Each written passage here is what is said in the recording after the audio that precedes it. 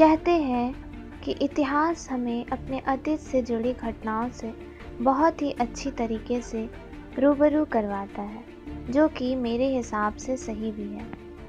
खैर, वैसे तो हमने अपने स्कूली किताब में कई राजा महाराजा और उनके विशाल साम्राज्य के बारे में काफ़ी कुछ पढ़ा है, परंतु कभी भी हमारे पूर्वजों के बारे में नहीं पढ़ा है।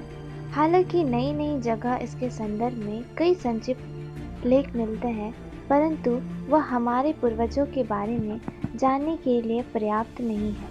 कई हजारों साल पहले पृथ्वी पर आए हमारे पूर्वजों के बारे में हमें निश्चित रूप से ही जानना चाहिए। तो इसी वजह से आज मैं आप लोगों को हमारे निकट पूर्वज निएंडरथल लोगों के बारे में बहुत कुछ बातें बताऊंगी।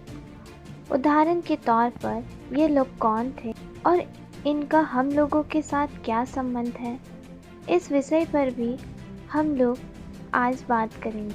वैसे निएंडरथल लोगों के बारे में कहने के लिए तो बहुत कुछ बातें हैं, परंतु मैं यहाँ पर कुछ बहुत ही विशेष बातों के बारे में बताऊंगी। इसलिए इस वीडियो को आप बहुत ही ध्यान से देखिएगा, क्योंकि यह वीडियो बहुत ही रोचक होने वाली है। सरल भाषा में कहूँ तो निएंडरथल लोगों का इतिहास इंसानी सभ्यता का विकास के साथ ही जुड़ा हुआ है। वैज्ञानिक कहते हैं कि निएंडरथल लोग देखने में हम इंसानों की भांति ही दिखाई पड़ते थे और इनका बायोलॉजिकल नाम होमो निएंडरथैलेंसिस। वैसे मैं आपको और भी बता दूं कि भले ही देखने में यह लोग हमारे जैसे ही लगते हो, परंतु इन लोगों का छोटे छोटे उप प्रजातियाँ भी शामिल थी। तो ऐसे में आज भी ये कह पाना मुश्किल है कि आखिर कौन सी उप प्रजाति इंसानों का सटीक पूर्वज है। इसके ऊपर अभी भी कई सारे शोध चल रहे हैं। अब आप सोच रहे होंगे कि पृथ्वी पर कितने साल पहले आए होंगे ये हमारे पूर्वज। निएंडरथल लोगों का विकास काफ़ी लंबे समय तक चला, क्योंकि यह विकसित प्रजाति के तौर पर पृथ्वी पर आई थी। वैसे इन लोगों के जीवाश्म से पता चला है कि करीब करीब 4,30,000 से लेकर 6,50,000 साल तक इनका पहला पीढ़ी इस पृथ्वी पर आया था। वैसे मैं आपको और भी बता दूं कि इस समय यह पीढ़ी अपने प्रारंभिक अवस्था में था।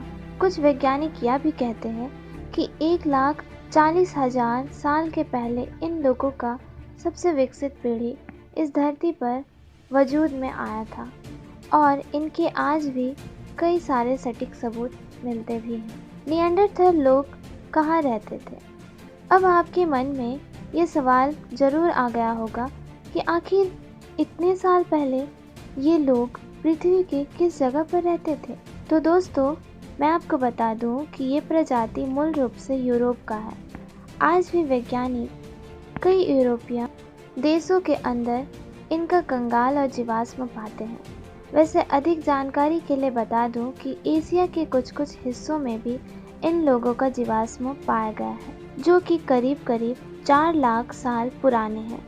अगर आप इन लोगों के जीवाश्म मिलने की जगह के ऊपर गौर करें तो यह पश्चिमी देश पुर्तगाल और वेल्स से लेकर पूर्वी रूस के साइबेरिया तक जाता है।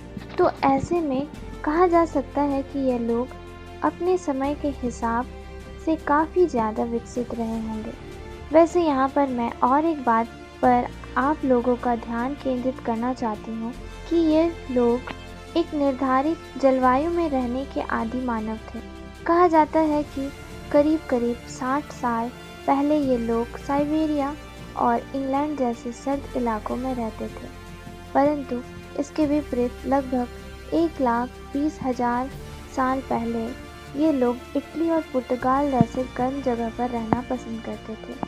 अब इस बात पर आप सोच रहे होंगे कि वाकई में निएंडरथल लोग देखने में इंसानों जैसे थे। अगर हम बारीकी से निएंडरथल लोगों के जीवाश्म को देखें तो हमें पता चलेगा कि आज के इंसानों के मुकाबले उनके जीवाश्म में कई छोटे छोटे असमानता मौजूद है। निएंडरथल लोगों का खोपड़ी लंबा होता था और इनके आईब्रोज इंसानों के मुकाबले ज़्यादा बड़े होते थे। इसके अलावा इनका मुंह भी हम लोगों से काफ़ी ज़्यादा अलग था। अगर हम निएंडरथल लोगों के शरीर की बात करें तो इनका शरीर काफ़ी शक्तिशाली मांसपेशियों से भरा हुआ था। ऊंचाई के हिसाब से ये 1.5 मीटर से लेकर 1.75 मीटर तक होते थे। इसके अलावा इन लोगों की वजन करीब करीब 64 किलोग्राम से लेकर 82 किलोग्राम तक होता था।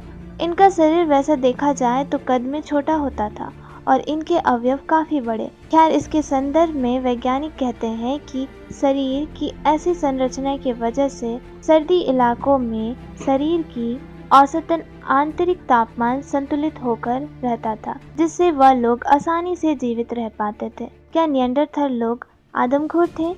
अक्सर निएंडरथल लोगों के खान पान को लेकर वैज्ञानिक काफ़ी उत्सुक रहा करते थे, क्योंकि कहा जाता है कि निएंडरथल लोग आदमखोर थे। जी हाँ, निएंडरथल लोग आदमखोर थे। जीवाश्म से ये पता चलता है कि यह लोग काफ़ी ज़्यादा मांस खाते थे।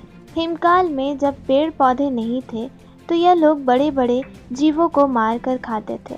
इसके अलावा मैं आपको और भी बता दूं कि ये लोग समय पर खाने की कमी के कारण अपने ही कबीले के लोग को भी खा जाते थे। कई जगह पर इन लोगों के जीवाश्म में आसपास समुद्री जीवों का भी जीवाश्म मिला है, जिससे यह प्रतीत होता है कि यह लोग समुद्री जानवरों को भी खाते थे। वैसे और एक बात ध्यान देने वाली है कि इन लोगों का अंदरूनी स्वर पेटी का संरचना करीब करीब इंसानों के भांति है, तो अनुमान लगाया जा सकता है कि ये लोग भी हमारे तरह बातचीत करते होंगे। खैर, इस बात की पुष्टि अभी तक नहीं हो पाई है। वैसे दोस्तों, मैं यहाँ पर आप लोगों से पूछना चाहती हूँ कि क्या आपको भी लगता है कि निएंडरथल लोग भी कभी हमारे तरह बोलते होंगे? तो दोस्तों, ये थी हमारी आदमखोर पूर्वजों के इतिहास के बारे में कि वे लोग कौन थे, और इससे जुड़ी कई बातें मैंने आपको बताई इस वीडियो में। उम्मीद करती हूँ कि आपको हमारी ये वीडियो पसंद आई होगी। वीडियो पसंद आई तो वीडियो को लाइक, कमेंट, शेयर और सब्सक्राइब जरूर करना।